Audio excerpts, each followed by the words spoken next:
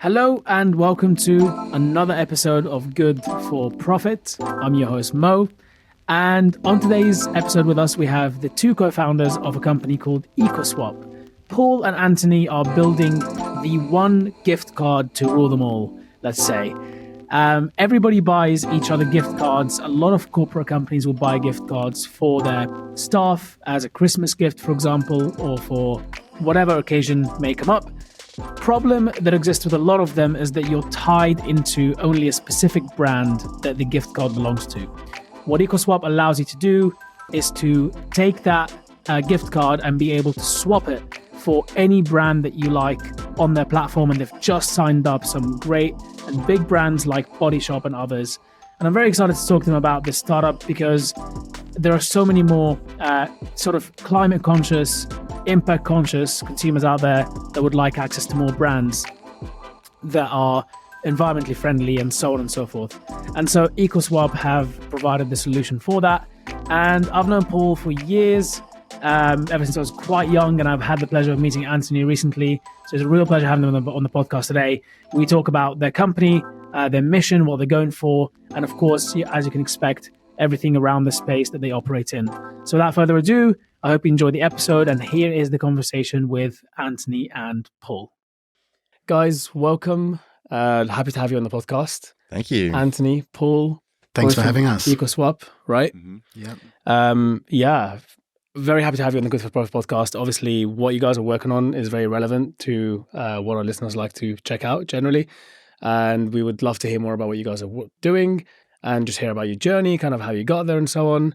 And so, yeah, I guess over to you to let us know a little bit more about EcoSwap, how it started and where we are today. Yeah, cool. And thanks for having us, Mo. So, yeah, I guess EcoSwap started originally as Dinkum, but it started back in COVID-19 times during lockdown. Okay. So I was actually looking for a gift to buy one of my eco-conscious friends, and naturally you'd want to go down to the high street to have a look at the different products that are out there. But you couldn't do that during lockdown. So I went onto Google and started having a search around for eco-friendly products and gifts. And I was met with two things. Firstly, it was either just simple products such as like bamboo toothbrushes or keep cups, which, great Those products. They were making the rounds quite a lot at one point, I remember. Yeah, very big and, great products, not taking anything away from the products themselves, but maybe not, the type of gift you want to get your loved one or mother-in-law or something like that. Sure. So I was like, there's got to be some, cooler products that are out there in the market. And, I knew of a couple of brands like the Body Shop and, Patagonia and the big ones, but I thought there's got to be much more that's out there. So I was searching around for that.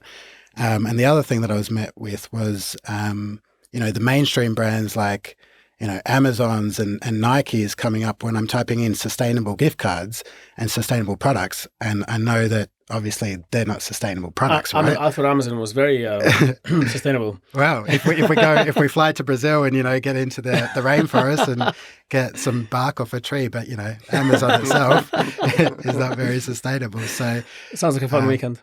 Yeah, would you go out for the trip? Yeah, exactly. Make some bark or some other stuff. And, yeah, exactly, yeah. Whatever else we found on the trees, there may be some interesting things growing there. We're going down there.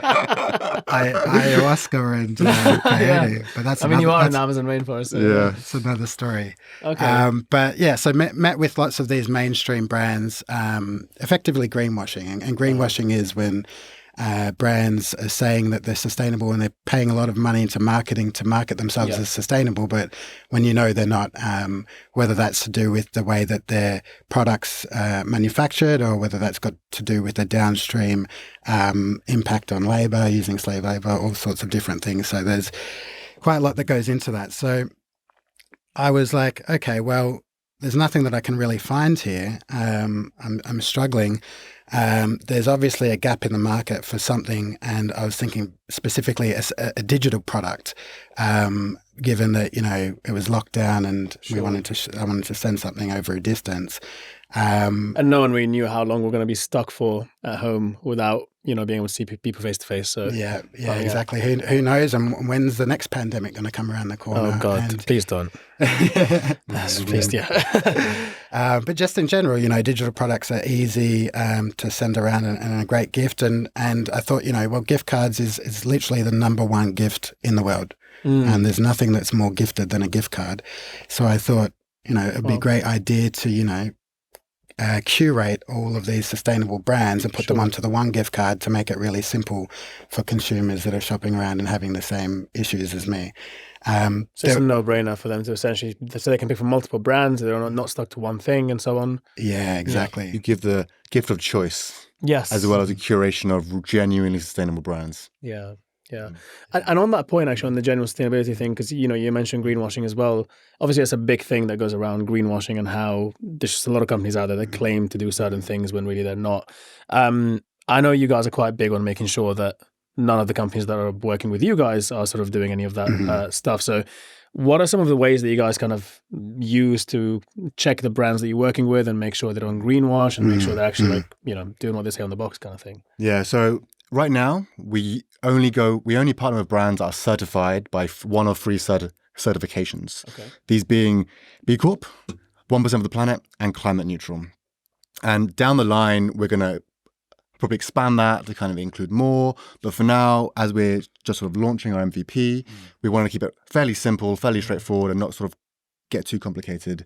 Yeah. We are also interested in sort of doing our own vetting, our own personal vetting. But again, this will come much further down the line. Yeah. But for now, we're just going for the big, reliable certifications to kind of give that validity to these brands. And on top of that, I guess there's the 3 certifications, but we also take on board charities.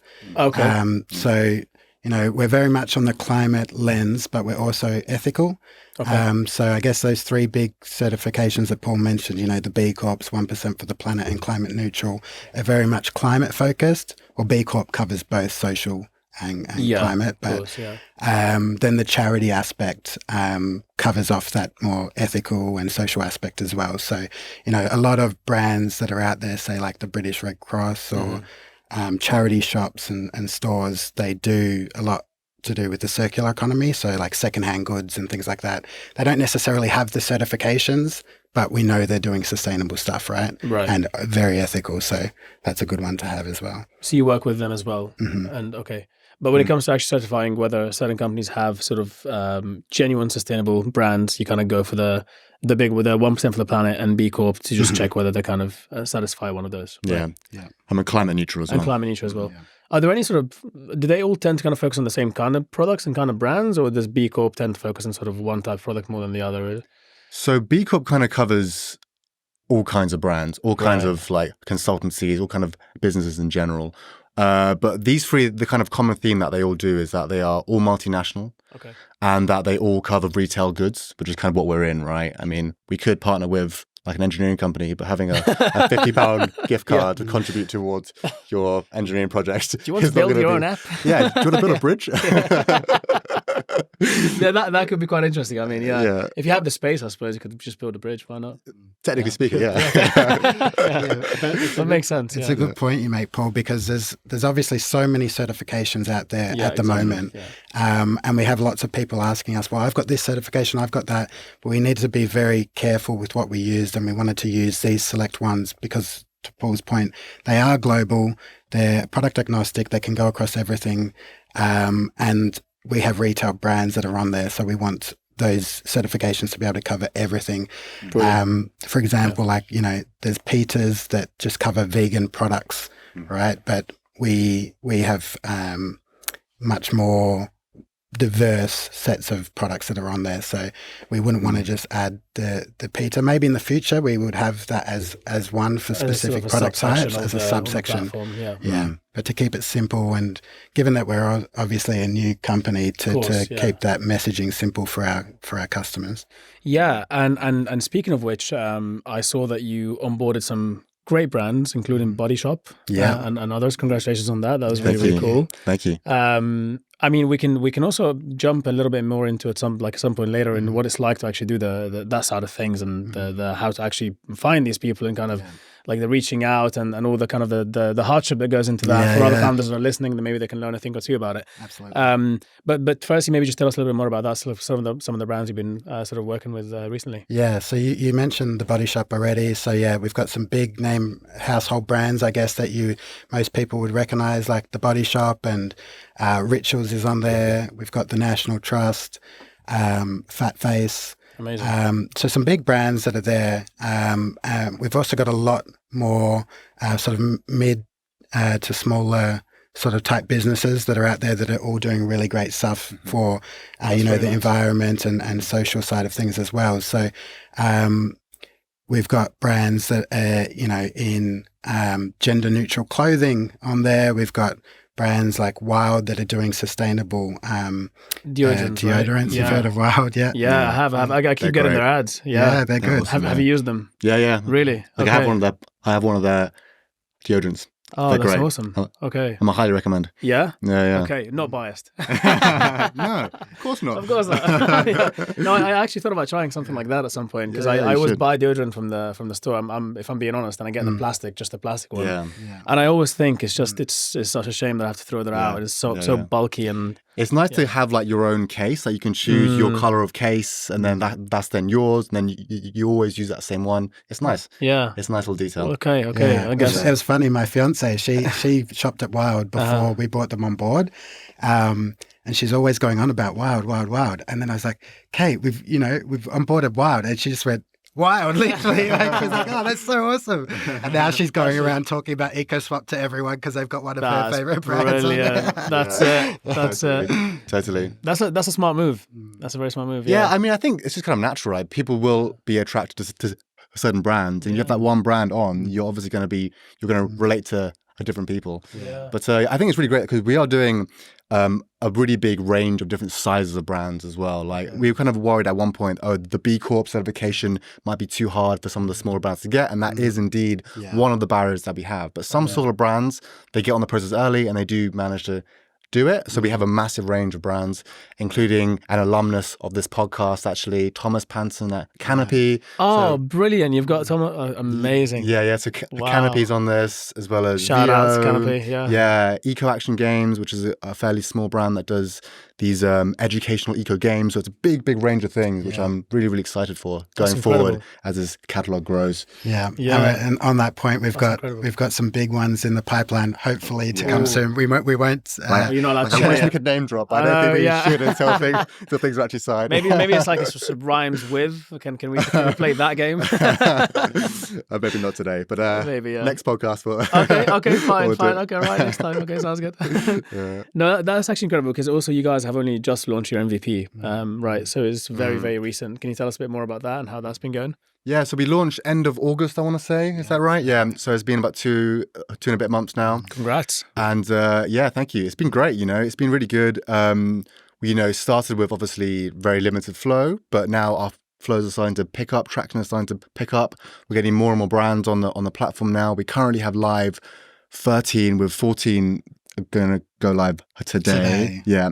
And then we have a couple more that are like right in the pipeline, just waiting on final bits. The ones you want to name drop so badly, but we're not going to. Well, yeah. There are those, and then there's like the slightly longer tail in the funnel, right? So yeah, there are a bunch of them. But yeah, it's been great. We haven't done any formal marketing yet, any formal PR yet. Okay, incredible. So it's all organic for now. It's all organic for now. Until after this podcast. Yes, of course. And then we're going to explode. Our server's going to crash. Oh my God, yes. Oh, guys, you flatter me too much. But yeah, it's been great. We've obviously had our bugs, but I think obviously it's been great to launch in a relatively low traffic time to like iron out these bugs and to work on things, but to get the feedback immediately and to iterate in lower flow states has been really, really good. Yeah, proper agile. Yeah, of course, 100%. And it is really tough for you guys because obviously you've got two sides of the market. So, you're kind of in the middle. You've got supply and demand to sort out. And there's always that chicken and egg question of what do I do first? Yeah. And it's a great question. So I kind of tackled it before we launched this MVP. When I first thought of the proposition, I wanted to get something out there really quickly to customers to test whether, a sustainable gift card is even something that people want at all. Is it an enticing proposition? Yeah. So the first thing I did was build a marketplace for these gift cards. And essentially all that was a website that had gift cards from these sustainable brands on there. So I just looked up for about 40 different brands. The Body Shop was on there, Allbirds, some ones that people know. And customers would come to the website. If they say clicked on the Body Shop, it would then take you out to the Body Shop's website where you'd just purchase their individual gift card. Perfect. So just a sort of genuine, real pseudo kind of smoke test. Yeah, it was just like with, smoke and mirrors basically. Brilliant. Because there was nothing behind it. It was just links out to their site. And then that's great because you can track the links. So, exactly. But what I was trying to test there is, can I get brands on board in a sort of like a guerrilla marketing type fashion? So it's just putting the brands there and then sort of asking for their permission afterwards. And most brands were like, yeah, that's awesome. We like what you're doing. You're obviously promoting traffic to our website and sales. And there were the odd brands that said, no, we don't want to be part of it. And we don't want more customers. Thank you. It's like interesting logic there. Yeah, exactly. No, they'll come around. They'll come around. They might have had a couple of people come with similar things in the past, and maybe didn't go their way. Yeah, but obviously you guys are growing. You're getting more and more brands on board, and so on. So I'm sure they'll come around. Yeah, that was how it was done for the marketplace. For this now, we've got an actual product where we integrate with the brands directly. Yes, we need to obviously have a communication with them and do proper business development with them and onboard them before we can put them on our site. But yeah, that was an interesting way of finding out the supply and the demand side. So you kind of need to have the supply there for customers if they want something to buy, right? But it's incredible because it's a very kind of low time, well, maybe it took a bit of time, but it's sort of lower cost MVP to do. And not even MVP, just like an experiment. I mean, it's really like a validation tool, right? Yeah. You use it to validate demand, and that was validated in a really easy, clean, but also not too scrappy way. It was a proper site, proper, so, and you could see real live traffic on it. So yeah. That's and how did you two meet again? Maybe you can tell us a bit about that. Who's going to start? So I joined this EcoSwap in February sort of time, or rather we met in February. I mean, sort of formally decided to work together in sort of March time, if I remember correctly. And long story short, I was coming off the back of my first startup that failed in about this time last year. Very honest with you. Yeah, of course. I mean, like the first startup generally fails, and I learned so much from it, so much from it. It was a fantastic experience. But yeah, so then I was basically on a mission to find my next project, and then went onto the YC co-founder matching platform, where I found Antony. Yeah. And wow. Then, we did a trial project. So it does work. Yeah. It's Tinder for founders is what I call it. Tinder for founders. We met online, So. Yeah, there you go. Wow, look at you two. But yeah, no, I really think it's the best platform out there for meeting co-founders. I tried like so many different methods, like in-person meets, different like other co-founding matching platforms, but YC seemed to have the best platform in terms of actually meeting people that were serious and good, and they had really good filters and whatnot. So you're joining. Okay, that's really good to know. I guess there's people listening out there who may be wondering, kind of, how do I meet my co-founder, or sort of, if maybe I have an idea and I want to find someone to work with me on it, or maybe I don't have an idea and I want to find someone with a good idea or something that I match with and I want to work with on. So you would recommend YC as a part of that? Because I do remember, I mean, we've known each other for a little while, of course, and I do remember that you were going to a lot of different events and meeting a lot of people and so on. Mm-hmm. What was it about YC's platform? I mean, obviously YC is not sponsoring this in any way, shape or form, but just genuinely trying to kind of offer help to people listening. What was it about the platform that kind of you found useful, or did you find that there was a certain way to use it to actually get the best results out of it? Yeah. So I think relative to in-person events, you go to, say, tech meetup event, or even if it's a co-founder meetup event, one, the amount of people there will generally be fairly low, at least here in London. And a lot of people there won't necessarily be interested in the kind of things that you're interested in doing, or they're not even trying to be a founder, or they already have a co-founder. Right. So already there's a massive dilution of people who are looking to become a co-founder, looking to find a co-founder. So that's one. But two, I think the YC platform has a very high quality Okay. cohort of people on there. Mm. And there's also lots of people. I think they do have a bit of a selection criteria. They only accept a certain percentage of applicants. So the quality of people there is quite high, and everyone there is pretty serious. You know, they're there to genuinely find a co-founder. Whereas I tried some other platforms, and like some people were kind of just dabbling. They were just like, oh yeah, let me just see what's going on. On top of that, I think with YC, the filtering system and the recommendation engine is really good. You can fill out your profile in a very comprehensive way. Okay. Really good filters like how much time do you have to offer? Are you ready to go now, or in a year, or in 6 months, or whatever it is? Okay, that's really But cool. I think another thing that I think they do really well is their like speed dating events. They have particular themed speed dating events where you can just go and meet people for 5 minutes, snap. Okay. I think I think with these kinds of things, you really do need volume. You need to have a high frequency of meeting lots of people to kind of find, like, I'm a good person. This sounds You're smart. No, fair enough. That being said, I probably I spoke to like maybe over 100 people. Wow. And actually did trial projects with maybe like 10-ish, or at least actually did like a little bit of work That's with like incredible. 10 or so people. I think Antony had a much easier time. Mine was a lot more I was going to say, direct. you must feel really special after all of this. You know, out of 100 people, I've picked you, man. I came on there and I was like, he's the one. That was the first one. Yeah, First and last call. I think I only spoke to a handful, maybe 2 or 3 people, and straight away I met Paul and gravitated towards him. As you mentioned, the filtering, like you can see what the interests are and what people have done and things like that. And we had a lot of things that matched, like time frame was similar, and climate was very important to us, and that's obviously what we're doing. So there was a lot of things that really just ticked the boxes. So we pretty much just jumped straight into an initial test project, and then just hit it off from there. That's incredible. So you had a really lucky time. You had a really easygoing time.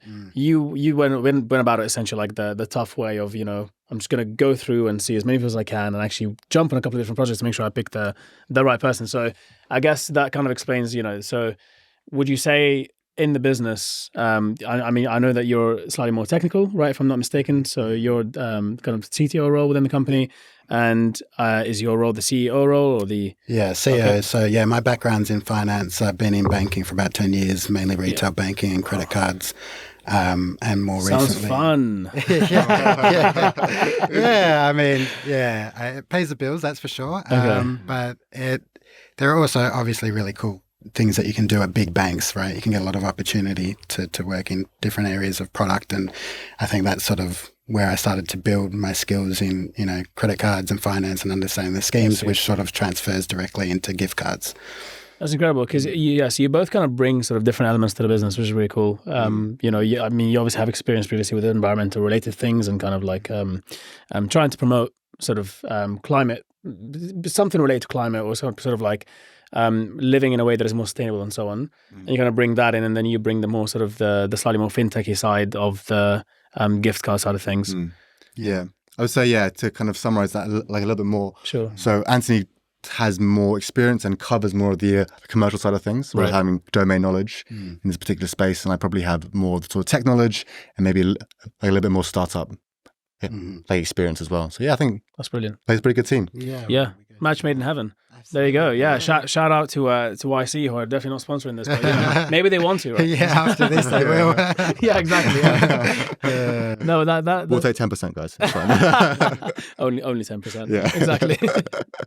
No, that's amazing. So obviously, so you've launched. Can you tell us a little bit more about your plans, or is that still kind of? Yeah. No, we definitely. So I guess obviously being a gift card, Q4, Christmas, now that we're live, is a very important and busy time for us. So we're looking to do sort of a bit more of a hard launch in the next couple of weeks with a big PR press release, and hopefully with some of those bigger brands we've alluded to on board. Amazing. And starting to get some more reach. So we're looking to see how much traction we can grow throughout Q4. But we're also specifically targeting B2B, right? Okay. So, obviously it's the end customer is always going to be consumer that's using it at one of these retail brands that they can swap it for. But gifting in the business space is, huge, and it makes up probably about 30% of the market for gift card sales, right? So 70 to consumers, 30 businesses So buying that's it. sort of like employers giving their employees Exactly. gift cards instead of buying them something they would never use. Exactly. So Effectively, employee reward and recognition, corporate gifting, loyalty to OnSale to their customers themselves, all those type of spaces we want to play in, Yeah. and especially in big business that have ESG agendas. So if you think of any big company these days, they will have It's pretty much everyone, right? everyone Yeah. will have an ESG policy, and yet they haven't got their reward and recognition system aligned to that. So I can even speak for big companies that I've worked for that have these ESG agendas. They're still giving away Amazon gift cards to their staff, right? It's a very easy switch out to move across to EcoSwap. So that's what we want to target to begin with. It is really fascinating that there isn't something like this that's already kind of been able to take the market and infiltrate it, because it just sounds like it kind of, it's one of those things you hear that idea and you think, yeah, of course, I mean, that makes sense. Why doesn't that exist already? Yeah. Do you guys have any prominent competitors out there, like sort of any key players that you're planning to one day, of course, take over and acquire? Yeah, exactly. Yeah. It's funny. I find like we found a sweet nexus between competitors. We don't have any direct competitors. That's we really might interesting. have a few after this podcast. We'll see. Yeah, sure. Yeah. But we have competitors in the multi-store gift cards that are out there already. So you might have seen the Love to Shop gift cards and the ones that are sold at the post office and things like that. And then we've got sustainable marketplaces and brands. So similar like to Canopy, who we're partnered with, but other brands out there that they're selling multiple products for sustainable. I see. And they have a gift card themselves. So then you can use their gift card on different brands But of through their course, marketplace. the focus won't be there for them. No, Whereas no. you guys, there's a specific thing that you really focus on. Exactly. So we can tailor our user experience around the gifting experience and make that really cool and own that space. So we found that nexus between sustainable brands and then the multi-brand gift card. Yeah, because the multi-store brands, they typically work with the big high street brands that are maybe not so sustainable, or they at least have a fair dose of greenwashing in there, you know. So yeah, we kind of target it. We're basically like a niche product of one of them, effectively. Yeah, because that, like, to that point, it's also a huge barrier to entry for those big multi-store incumbents that are already there. From if they want to try and encroach into the sustainability space, a lot of the sustainable brands will be like, well, I don't want to be on your multi-brand gift card and be put next to Boohoo, which is obviously, you know, a fast fashion brand, and it's just been called out on the BBC documentary. And even just being associated with it is not something that you'd want. Like, so even if you can, you know, the companies could argue and say, yeah, we're just giving people the options, all of them, and they can pick and choose what they want. But even being associated with them as a company, you wouldn't want that. So yeah, we just want to be end to end, genuinely sustainable and ethical. Which is really so we're kind of.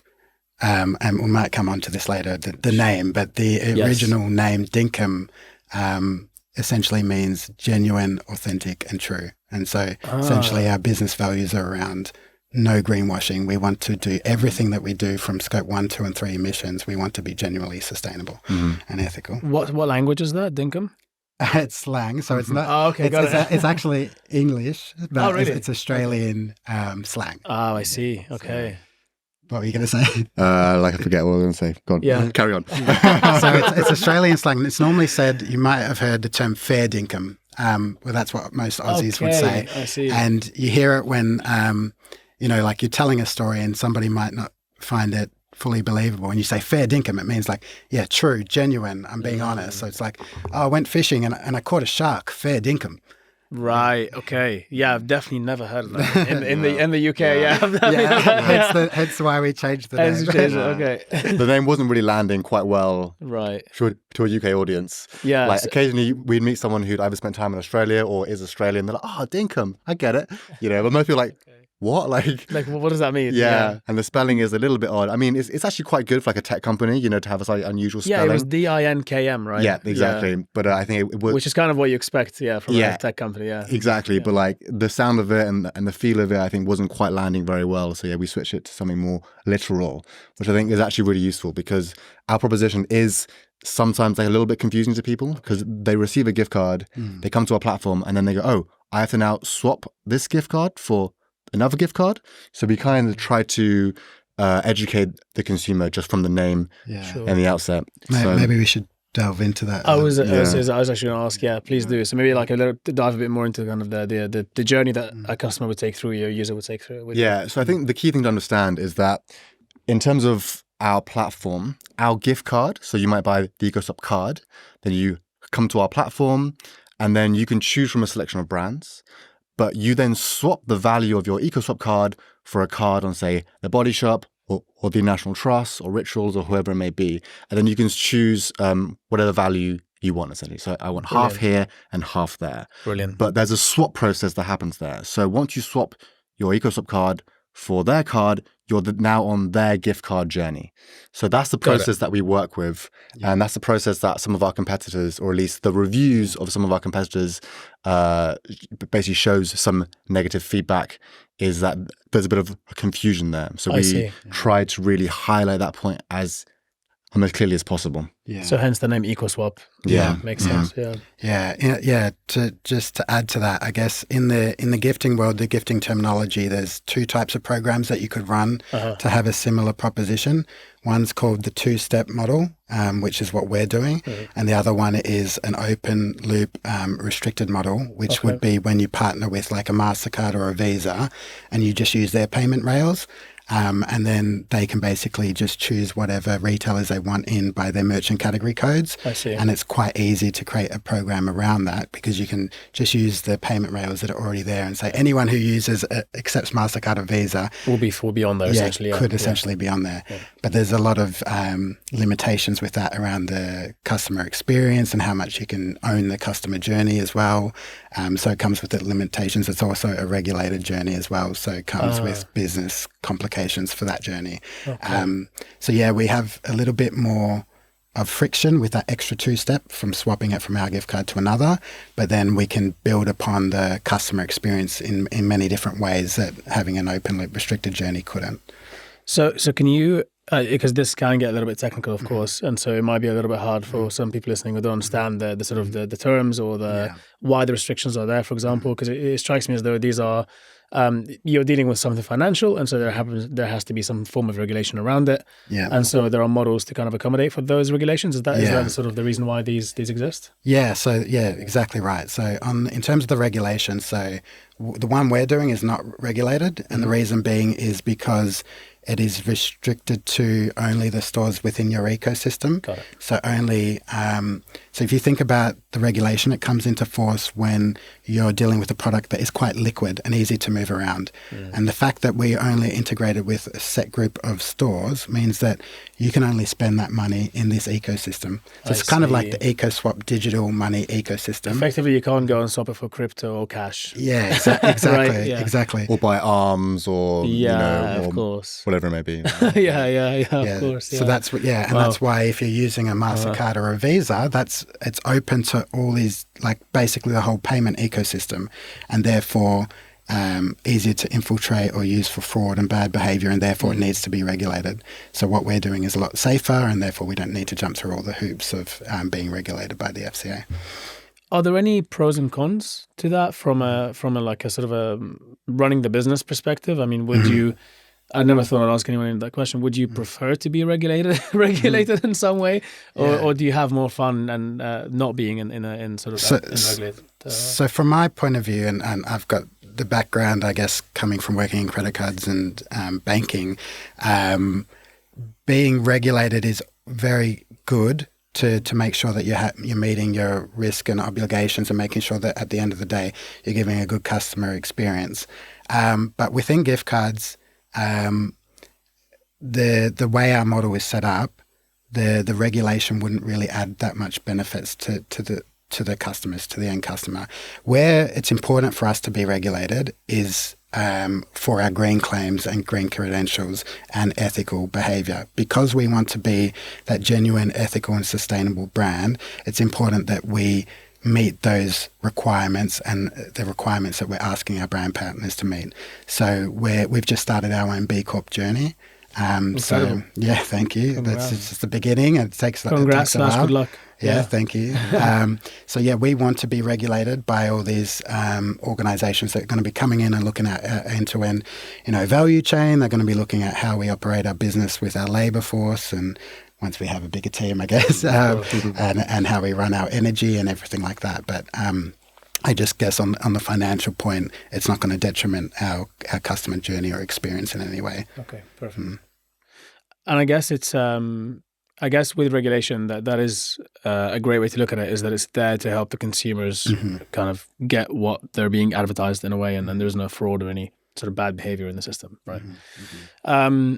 So if I understand correctly, you're bootstrapping this, right? Yeah, So far, yeah. How's that been? How's that journey been for you? Is that would you say that because it's quite funny that I think a lot of people after the last cycle of kind of funding was going a little bit crazy, and getting funding was really difficult, and it still is very difficult in the UK and in Europe, more so than the US and more so than the Middle East and some other markets. A lot of people are trying to fundraise, and it's taking a lot of time, and it's costing a lot of energy and mental capacity and so on. And then there were a few others saying, you know what, screw this, we're just going to try and bootstrap it and try to get to early revenue as quickly as possible and kind of break even or whatever we can do as early as possible. Yeah. Are you sort of on a similar journey with regards to bootstrapping and the kind of thinking, let's try and get to revenue as quickly as possible or break even, and then we can think about raising? Yeah. And is that kind of the reason why, or are you just thinking, generally speaking, you know what, would rather not bring investors in right now and just kind of... Yeah, like I would say, I think ultimately Antony and I were on the same page in that we don't need to fundraise right now. We can build this ourselves. Yeah. We can bootstrap it. We don't need to fundraise. So why would we? Obviously by fundraising, we would accelerate things maybe, but we are, taking sort of our time, if you like, to kind of really find product market fit and to kind of find our feet with this project. That being said, once we do demonstrate, hopefully over Q4, that there is real demand and real traction, we could then, then raise and then accelerate, and we can hopefully negotiate better terms as well, obviously, of course, in terms of investment. I think just to add to that, I think we've been very fortunate in our product, right? Because it's a digital product.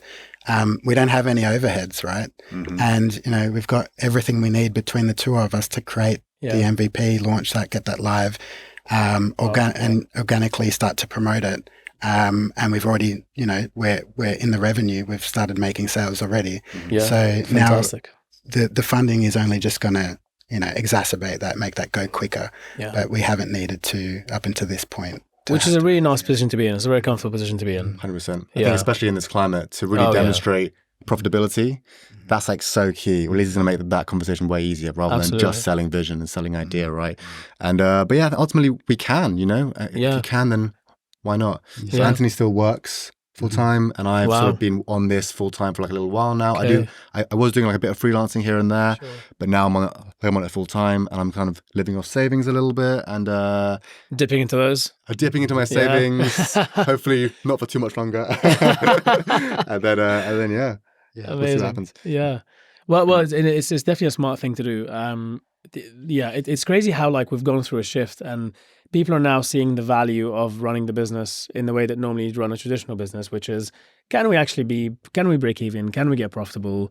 Can we do the basics that should be there for any business to make sense in the first place? Because we went through this like wave of just unwavering optimism and just ridiculous valuations and everything else that was going around. And people were like, oh, screw it. I'll just raise 500K and it doesn't matter if we don't get anywhere with it. It's fine. We'll just kind of, it's so good. They know that's part of the game kind of thing. Whereas now the reality check for a lot of people is like, oh, wait a second. We're meant to be running a business. We're meant to be kind of building something that's going to be making revenue and profit and so on. So I feel like on that point, like I feel like VCs were making that a self-fulfilling prophecy for the startups because they're just saying, well, we're just going to chuck so much money at all these different startups and hopefully 1 out of 100 sticks and launches, and then we make it all back. So it became a numbers game. It's so true. It's very true. Yeah. Like I think just from like a philosophical perspective as well, I prefer that you were building something that's actually tangible. But then obviously that model doesn't necessarily apply to all ideas. But I think for this idea, we can do it. It's not like it's a deep tech problem where you really need to raise in A order lot to of upfront like funding and so on, to like get a factory and to like to start to melt steel and stuff, you know. So yeah, that's true. for us, it's all just code, and we may as well just bootstrap it. Yeah, fair enough. Wow. Yeah, it makes a lot of sense, and it will make fundraising a lot easier for you once you get to that point that you want to fundraise. If you want to fundraise, right, maybe it will go so well with the clients, so you get all the revenue that you want, and be like, you know what, just going to chuck the profits back in, and we can grow this way. You never know. So, Hopefully, that would be amazing. that would be great, right? Yeah. I think that is the dream scenario. But I think we'd have to have a really, really good Q4. I think the main thing is getting in front of people, right? Because like the product's there, it works, but we need to market. And until we market, unless we do some really clever growth hacking techniques, but we haven't been able to come up with anything just yet, we probably need to do some paid ads, which is where the investment would come from, you know? So, have you guys... that's a tricky one. Have you guys, are you on all social media platforms at the moment? Are you sort of working with all of them, or? Pretty much. Yeah. We're mainly focused on, I'd say, LinkedIn and Instagram. Okay. But we are across all. Yeah. Do you find there are certain demographics that you target more than others? And do you feel like they'd all be on Instagram, or maybe more on Snapchat and TikTok? Or yeah, it's a good point. I mean, I guess to my earlier point around targeting B2B to begin with, that's why LinkedIn is probably one of the main ones for us, because you know, we're trying to get in with those HR departments that are taking care of the reward and recognition, or top level management that look after that. So LinkedIn is very strong. But then, as I said as well, it's a consumer product. So it will end up in the consumer's hands. So we still need to have a presence, you know, where the consumers lie. And you've seen that, Gen Z and millennials are huge in buying gift cards. And they're I didn't realize. Okay, yeah. When you say Gen Z and millennials, it makes me feel really good about myself, because it makes me feel younger. You're still young, mate. You're right. I'm fine, right? Yeah. Okay. Am I Gen Z now? Am I grouped into the same categories as Gen Z now? I love it. Surely you're a millennial, right? I'm a millennial. So, we're all basically the same age. Yeah, exactly. Yeah. Like a year apart or 2 years apart. Between all of us. Yeah. Okay, that's not too bad. Yeah. So I mean, having a digital product, you're going to have that adoption, I guess, across more the younger people as well. Yeah, but I think with social media, like after doing my first startup, I kind of learned how hard it is to do like Instagram content or general social media content. And I was kind of quite skeptical at first. I was like, look, if you can't do it right, let's just not do it, because you're competing like with, you know, really viral, addictive clips, and we're coming in basically trying to sell a product, trying to be educational. It's much less sticky. But we have had a go, and we've been working with a social media manager out in the Philippines. Awesome. Like shout out to Andrew, and but it is tough. I think you do need to find your voice, and you need to grow that, and to spend realistically, you have to be putting out content so regularly to get that traction in the first place. But it's a really tough game on the socials. But for us, we're lucky that we partner with all these really cool brands, some of which do have huge social followings, right? So if we can tap into even just a portion of that over time, that should help us become successful. We can sort of ride off the back of some of that. Yeah, absolutely. Yeah, that makes a lot of sense. And I think back to the point you're making, Paul, about the how hard it is to get out there. I guess that's what a lot of people can maybe burn money on. I mean, I know, for example, at my previous company, we spent a lot of money on social media, paid ads and so on, things like that. And it does work, but it does cost quite a lot of money. And then it becomes a game of, okay, how do we reduce the costs and how can we get the CAC down as low as possible and so on. And you start looking at different markets and so on, you realize there's different prices. But ultimately, I mean, honestly, with Q Finds, for example, when we went to university job fairs and spoke to people there, you just signed people up by the dozens, and it was so easy. Yeah. It was so easy to just bring people onto the platform, and it doesn't cost you anything. The university wants you to be there, so in a way, it's kind of like that tapping into the if you're helping someone out, there is a big company or an organization that has access to a lot of your kind of customer. Yeah. Great. That's a great point, and we need to, I guess, do a bit more of that as time goes on, just to get to, and we have been doing it a lot, going to expos and going to these sort of events where there are people that are sustainably focused, and you just talk to them about it and they're like, I'll use that myself. So whether they're a B2B sale or not, they'll end up saying, well, I'll buy it for myself, even if I'm not going to, give it to my staff. It sounds like a cool product that I might use myself. Yeah, we had a stall at least scheduled at the sustainability show in London in October, but then the event got postponed. Yeah. So we were kind of hoping, so that was our main stall that we were planning for. But we really should get onto more stalls and figure out where we can just set up shop and just talk to people coming through. Yeah. Because at the moment we're attending events and we're speaking to lots of people, but I think having that real brand there, have people come to us and really speak to them in that sort of capacity, I think would be really good. Yeah. And I think it helps a lot when the founders are doing it as well, right? Like when people see the founders passionate and talking about it and not necessarily selling the idea, but just talking about the vision and the product and why they love it and why they're working on it and building this thing and dedicating so much time to it, especially if they're bootstrapping. I think that's a good selling point as well kind of for people to believe in your product. So best of luck with the stores and everything. I mean, I saw you guys went to an event. Was it last week? You went to a sustainability event. Was it the week before or something? We've been to a few. So many. I'm going to one after this, actually. Really? There you go.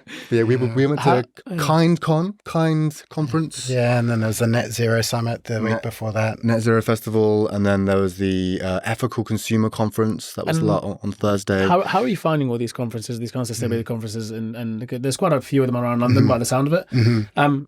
How do you find them? Are they there's a lot of kind of greenwashing and a lot of just random crap, or is it actually really good? Kind of, what are your thoughts? I think they differ. There are some that are better than others. I went to the Blue Earth Summit last month, and that was amazing. That was just so good. That was a really big event down in Blue Earth. Oh, Blue Earth. Okay. Yeah, down in Bristol, and it was run over 3 days.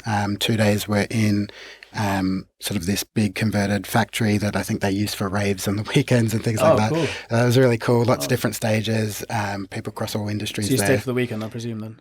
No, I had to actually come back on the Friday, but on the Friday I missed out on the main event, which was a surfing day. They had people going out to the big wave where they just had surf competitions and people meeting and stuff there. So that was a cool event. Presuming you'd be good at that, right? Given I'm Aussie. Yeah, exactly. Yeah, it's like if you're not, there might be something. Yeah. Well, I can stand up on a surfboard, but for an Aussie, I'm crap. Okay, fair enough. I mean, it is a stereotype that goes with every Aussie, to be fair, right? Yeah, that's right. But what about the net zero? There was you were saying the greenwashing. There was some guy that poured Coca-Cola on his. Oh, right. So yeah. So at the Net Zero Festival, which was a 2-day event, I think on the first day, Coca-Cola had a representative on one of the panels, and they were talking, about their something. I wasn't at the event, but they were talking about their ESG policy or something. And then during that process, I think either an Extinction Rebellion protest or a Just Stop Oil, I forget which one. They come on stage and they start, speaking loudly and saying their points, and then they poured 2 cans of Coke all over themselves. So no assault, but they made a point in the stage. So that was kind of an interesting one. But apparently the mediator of the panel was like, let's hear the protester out, and they had a bit of a dialogue. So I thought that was pretty good. Yeah. But I think in terms of greenwashing at these events, there tends to be not much, I would say. Okay, that's good. Coke may have, been a big sponsor, which might have been something there. But I think it's also good to hear out these big companies, like at least hear them out.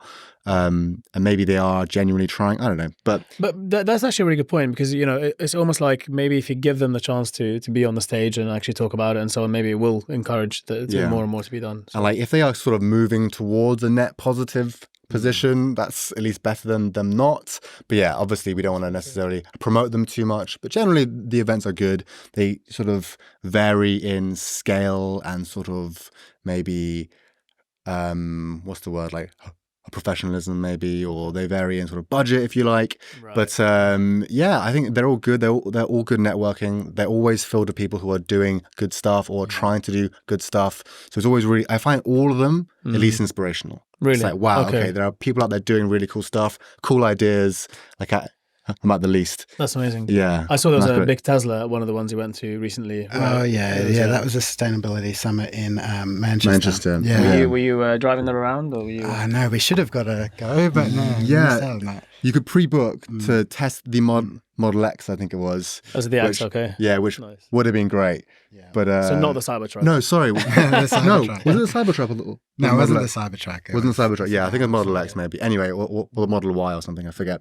But yeah, next time. Yeah, definitely. I feel like as co-founders of a sustainability related product, you kind of have no choice but to drive Teslas around everywhere. So. Well, we take it a step further, and we only ride bicycles. So, Oh, look at that! Yeah, so we touched on scope emissions earlier on, but I guess like in terms of what scope emissions are, like you have your scope 1, 2, and 3. Okay. And scope 1 is how you basically run your own shop, like your buildings and your transport for whatever it is that you're doing. Your scope 2 is the energy that you need to create whatever it is you're manufacturing or your service. And then scope 3 is the up and downstream impacts. So like what are your suppliers doing, and then what do the end customers do?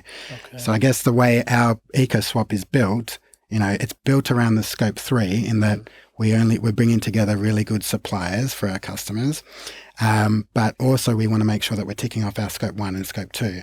So both Paul and I, we work from home, so we're not adding any additional electricity that we wouldn't be using otherwise. Sure. We cycle around and we catch public transport, so we're not driving any cars. So scope 1 tick. Yep. And then scope 2, we've actually partnered with Crystal for our hosting provider. So like our internet hosting platform is using Crystal, which is a B Corporation, and they're the first 100% renewable energy hosting provider. Oh, really? Yeah. Wow. I've never heard of them. That's incredible. Yeah. They're great. They're really good. Yeah. Really good. Amazing support as well. Yeah. Mm-hmm. And, people don't think, well, when they think it's a digital product, they think, that's more sustainable than a physical.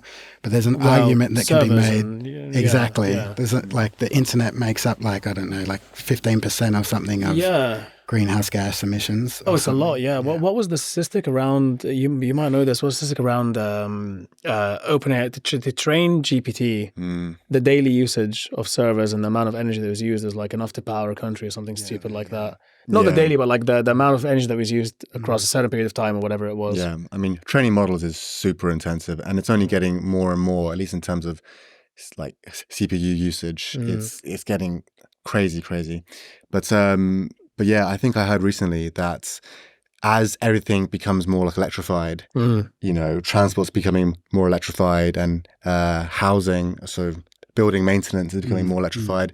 Our demand on electricity is going to triple, apparently, as all these things which is actually a big thing, and bigger than maybe a lot of people realize, because your background's in engineering, right?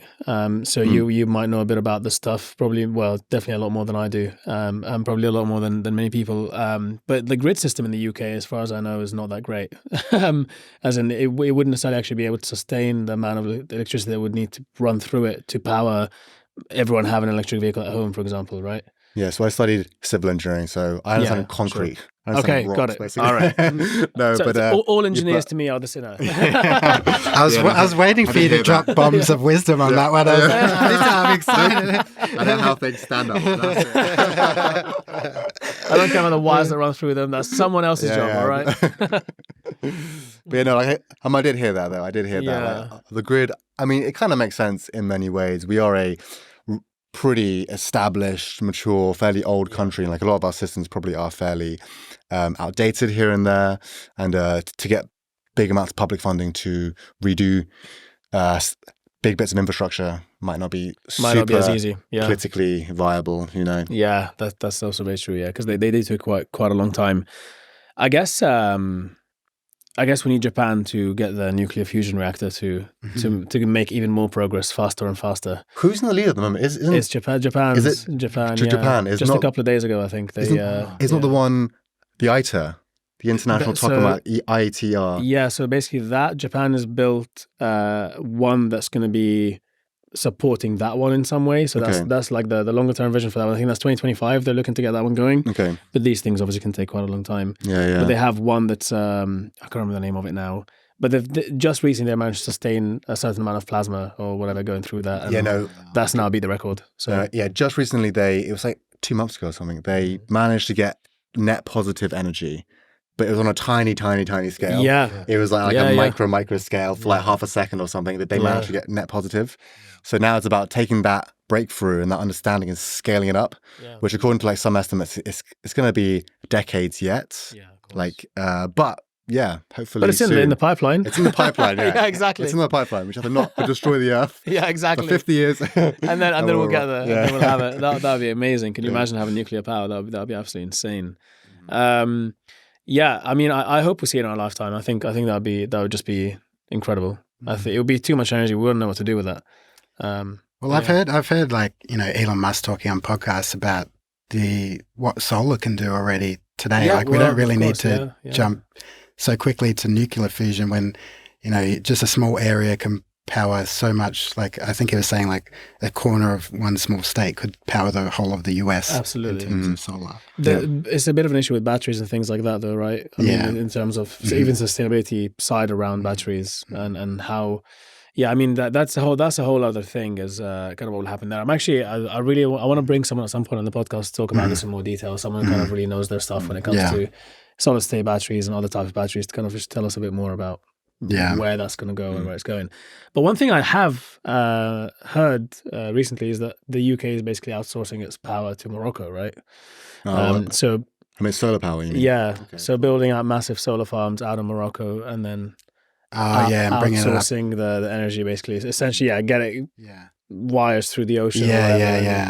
Getting it in that way. Yeah, they've got underwater cables that go from Morocco into Spain and then that powers throughout Europe. There's already one that's there, but they're looking to increase that like by an order of magnitude. And they obviously, the Sahara Desert, northern Africa gets a lot of sun, right? So I mean, you can power the whole world with a bit of the Sahara Desert, really. And it's just, if geopolitically we can all agree, I think that would probably be a no-brainer solution to the energy there. Yeah, I mean, sand might be an issue there. Sure, yeah. Maintenance in terms of cleaning the actual the PV panels, but yeah, I hear you. But on the geopolitical point, I guess they're doing it in Australia and Asia. So Northern Australia is doing it into Asia, and there's very good political relations in the Asian network. So it's kind of that's happening on a bit of a smaller scale, but you could do the same over Africa, Europe. Yeah, it makes sense. Australia as well. I mean, there's certain parts of that are really hot, right?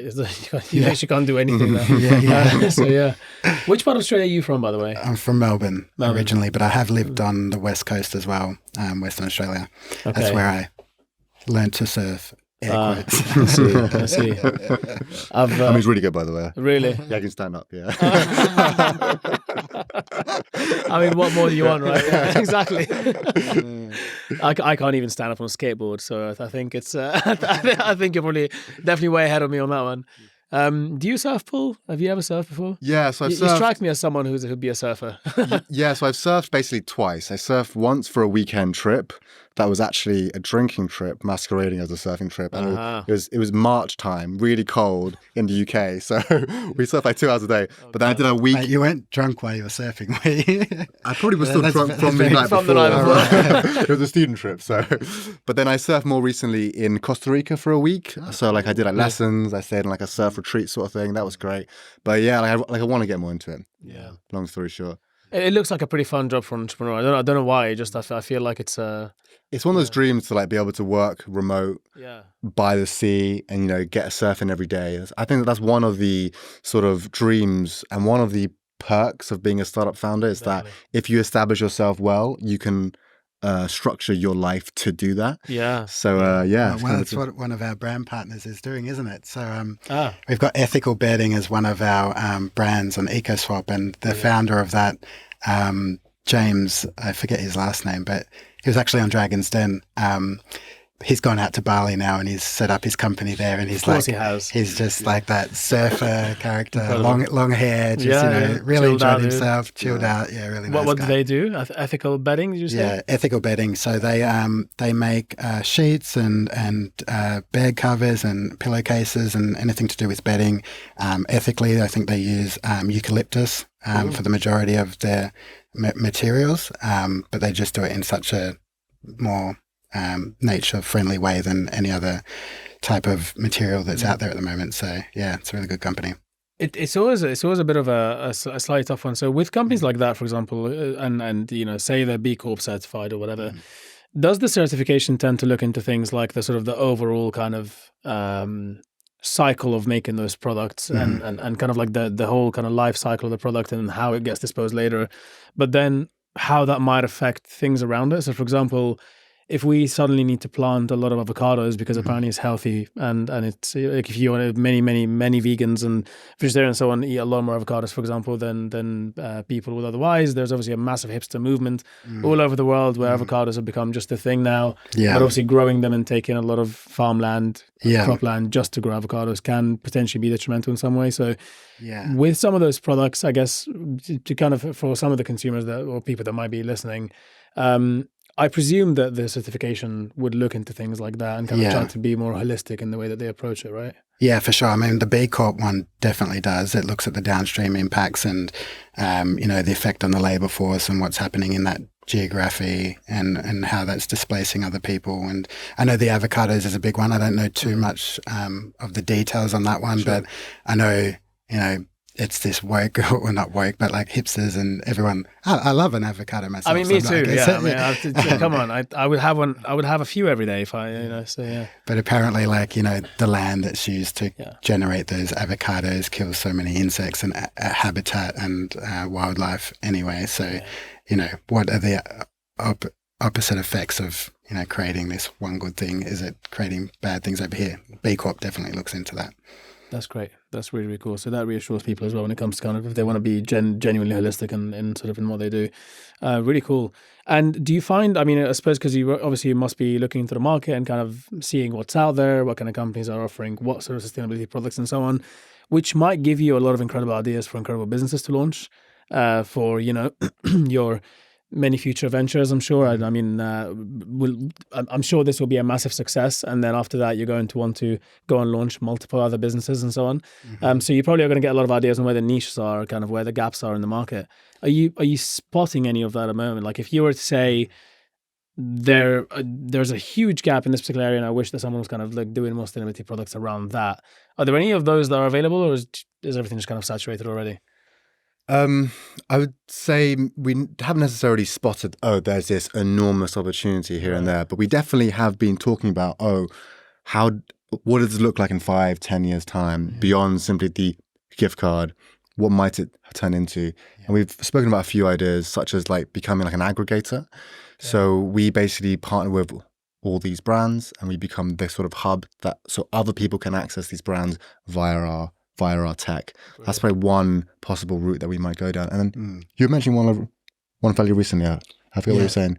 I'll come on to that in a second. Just back on, I guess, the gaps and some areas I've been thinking a little bit, and I think around technology, there's more that can be done in the circular space. So we're in talks with some cool brands like Reeboxed here in the UK.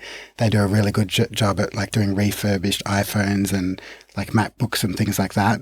But I guess technology itself intrinsically isn't sustainable, like when you're buying something new or the end-to-end value chain of that. So I think there can be more done around the circular economy around technology. So that could be a good, space to get into. Okay. There are some companies that already get into that, like I mentioned, Reeboks, but there's a lot more that I think can be done around there. A friend of mine is working on a sustainable fashion one. So effectively secondhand fashion in Europe, and how to just get that out there a little bit more and have less waste when it comes to like textile waste in general. And there doesn't seem to be that much work being done on that, apart from kind of like charity shops and the general high street places you can go and give clothes back. There doesn't seem to be. I mean, we have a lot of bins in the UK. You can go and kind of throw your stuff in there, but I think some really... Sorry, go on. Finish. No, I was just saying that there might be more value that could potentially be extracted out of that, but... Yeah, so I think like in terms of the sort of circular or maybe second use, third use clothing space, there are some interesting things happening. I think there are some swap platforms. There's a platform called Don't Shop Swap. That's pretty awesome. They're kind of doing this sort of swap idea, but taking it online. Yeah. There's also clothing rental is getting bigger and bigger. There's a company called HURR, HURR, that does clothing rental for women's wear. There's also a new brand called Garmst, well, fairly new. They're about to raise a pre-seed, I think, or seed. And they do men's shirts. So I think the rental space I find really, really compelling going forward. It just makes so much sense. Like, so the way maybe these brands work is that you pay like a monthly subscription, then you get sent a bunch of clothes every month. Okay. And then you can like change up your wardrobe, keep it fresh, get really high quality, good, well-sourced, well-made clothes. And you get a constant flow of interest of new clothes, you know? So I think that is a pretty compelling model. There are things happening there. And I think in terms of, there are brands that do, you know, after you're finished with a pair of shoes, I forget which brand now, or is it shoes or clothes? But once you're finished with it, you send it back to them. Okay. And then you get, you know, a big discount or you get some money back and then they repurpose those fabrics. Yeah. So there is like quite a lot of stuff happening in that space. Okay, that's really cool. Yeah. And the other one is similar to that, but worn wear, like Patagonia does it really well.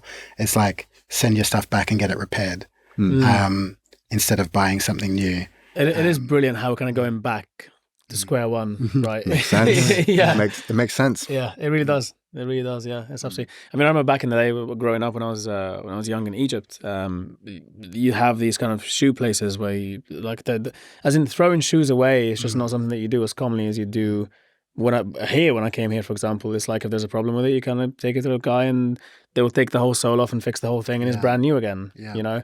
Or whatever, or even with clothes, like, you know, grandpa, grandma, or my aunt, or my mum, or whatever, or someone in the family will just kind of stitch it up and it looks as good as new, and they were very good at it. Yeah. So, like Mo's brother, he was a fashion designer for a while, or he's still a very creative dude. I remember him coming with like jeans that he like patched up in such a cool way. Is this your brother? My brother, yeah. Cairo. Shout out to Cairo. He's a very, very creative soul, and I mean, I remember getting a rip in one of my jeans at one point, and then I was like, "Oh, it's got a rip." He was like, "Oh, don't worry about it." So just kind of cut it up, and then put a few more cuts in different places to just look like it's meant to look like that.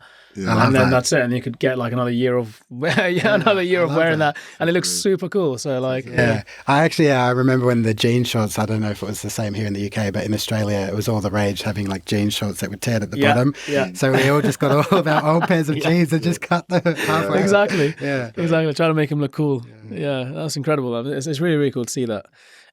So I know that we're a little bit short on time today. I like to usually kind of go for much, much longer, but I know that you guys have a lot going on. You've got an event you're going to as well, you mentioned. So maybe just as we sort of wrap up, can quickly talk about what are your current sort of plans for the next 6 to 12 months, let's say. Obviously, you said you're looking to get more brands in, you're looking to get more exposure out there in terms of kind of the demand side, so from the consumer side and from the business side.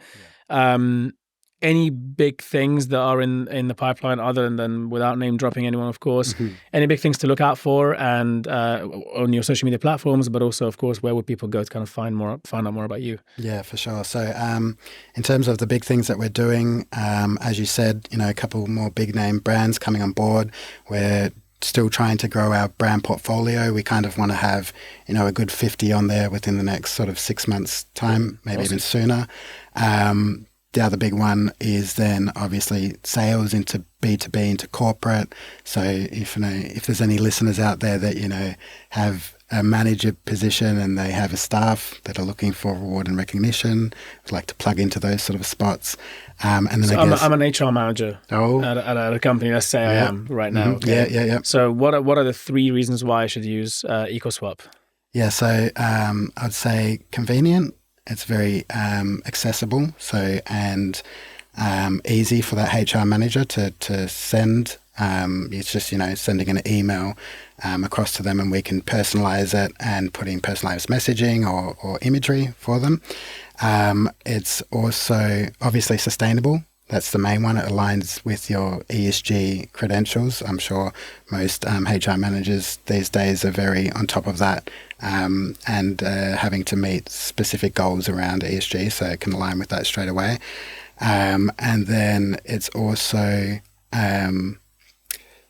it's multi-choice. So I'd say that's really important because it's giving the staff choice to choose between. It's not like you're just choosing a gift and they might not like it or throw it in the bin and it doesn't get used.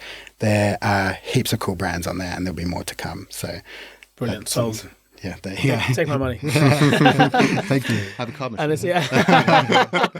it's prepared. And it's as simple as going to the website and signing up, reaching out to you. Yeah, so our website, we're ecoswap.uk. So no co in there, just ecoswap.uk. Awesome. Go on the website, you can create an account, and then you can start purchasing and sending from there. If you're a business, you can click on the buy for business, and there's information on bespoke pricing, depending on if you're doing bulk orders or if you want to set up a recurring payment or something like that. We can do some bespoke pricing for businesses as well. Brilliant. And I saw recently that you are doing some giveaways, if I'm not mistaken. Yes. So do you want to maybe tell people a bit more about that, where they can find out a little bit more about that as well? Yeah. So some people, I'm interested in some giveaways for sure. Yeah. We're kind of doing ad hoc giveaways at the moment. So, if you have a following in the business space or anything like that, or you're an influencer and you're interested in the brand, then we're more than happy to send you across a gift card to promote, and you can check out what brands are on there. So just hit us up. You can send us an email at info at ecoswap.uk. Perfect.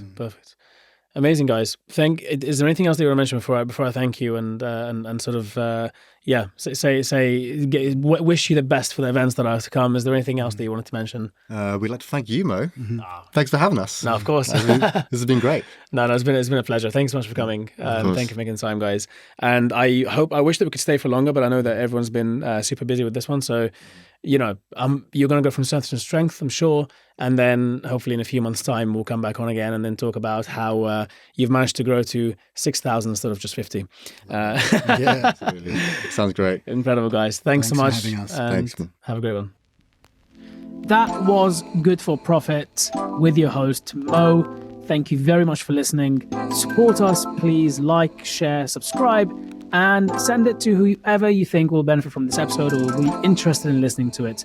We are, of course, in the early days and we're trying to grow the podcast. And so every share and every like and every comment does go a very long way for us. So thank you very much for listening. And if you have any feedback, please let us know if you'd like certain topics covered, or if you have entrepreneurs or investors or ecosystem leaders that you'd like to see on the podcast, feel free to get in touch with us. The link will be in the description below this episode, where you can leave feedback and also get in touch with us to let us know if there's somebody you'd like to see on the pod. Even if you have no direct connection with them, just let us know and our team will get on it to try and get them on here. Thank you very much for listening once again, and hope to see you in the next one.